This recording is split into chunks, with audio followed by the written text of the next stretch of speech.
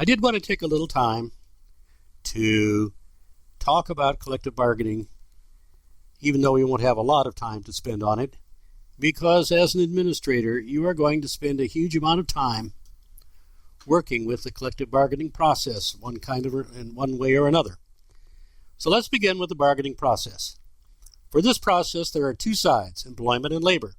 The terms are business terms, which is understandable since bargaining began in the business sector.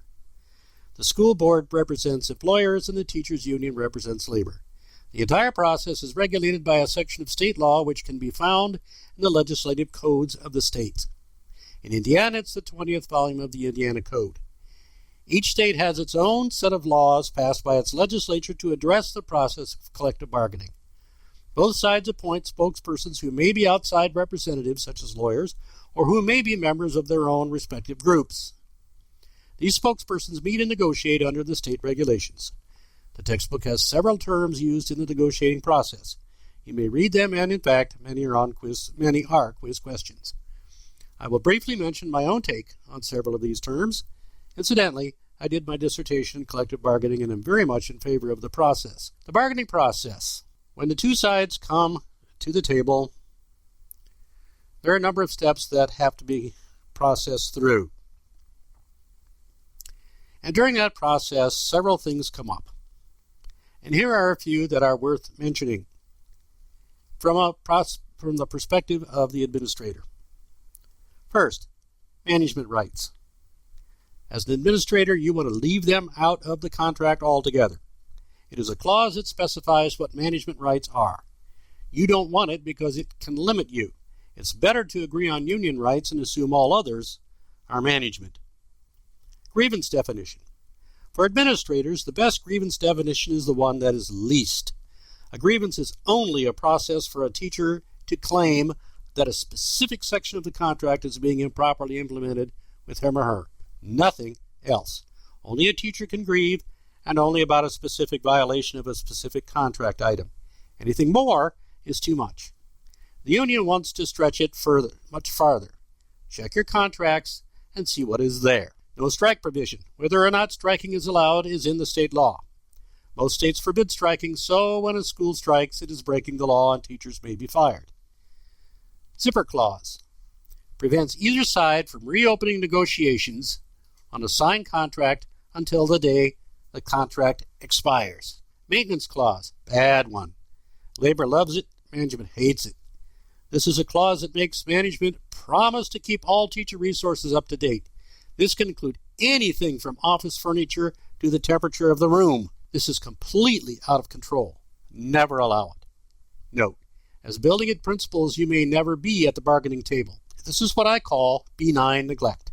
The idea is that since you have to administer the contract on the front lines, you should stay away from the table.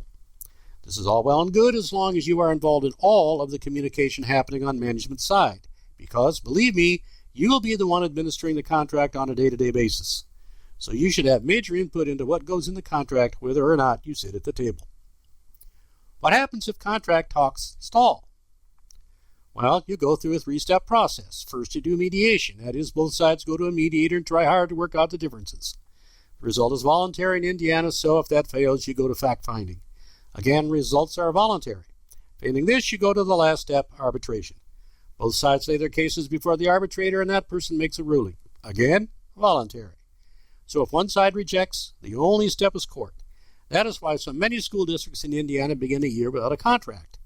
In Iowa, from which I hail, arbitration is required, and the dates are locked in, so all contracts are finished before the end of a school year. So there are no schools beginning a year without a contract. Administering the contract. It is critical that you become one with the contract. You will have to administer it every single day. That is why you need initial input. All principals must know the contract, and even more important, all principals must interpret and enforce the contract the same way.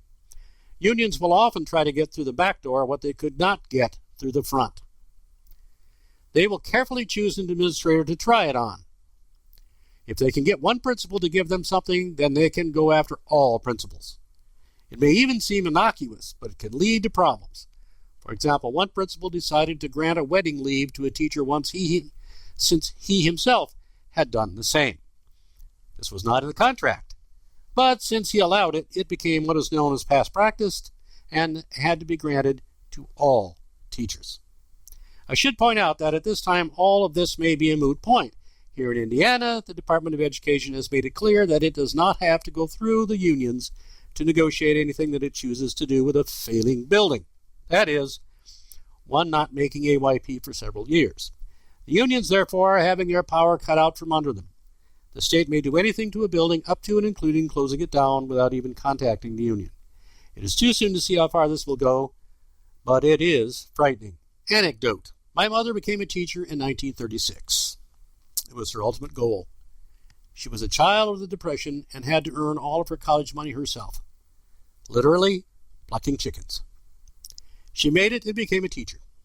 This was a time when only single males, married males, and single women could teach. When Mom married in 1938, she was required to resign.